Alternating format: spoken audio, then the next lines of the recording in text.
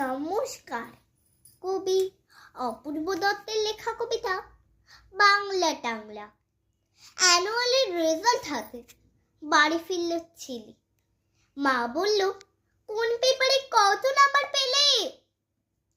হিস্ট্রিতে মা 84, ম্যাথসে 90। মা বলল, ফ্যান্টাস্টিক, জাস্ট লাইক আ হিরো। সায়েন্সে dad, not so fair, only 69. ইংরেজিতে 92, all together fine. জিওগ্রাফির পেপারে তো 100 ডুবিয়ে দিল বেঙ্গলিটা, ভেরি পারফেক্ট।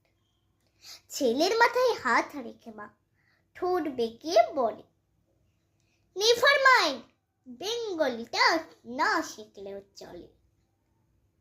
বাবা বলল, বেশ বলেছ বঙ্গমাতার কন্যে, বাংলা টাংলা আমার মতন অশিক্ষিতের জন্যে।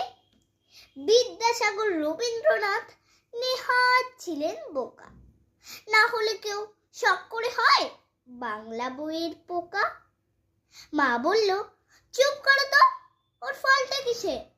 স্কুলে কেন বেঙ্গলিটা পড়ায় না ইংলিশে? নমস্কার। নমস্কার। কবি ভবানী প্রসাদ মজুমদারের লেখা কবিতা বদ্ধ বরাত। টিক টিকে 3 বার করে যদি টিক টিক, শুনে রাখে সব কিছু ভুলে যায় টিক টিক।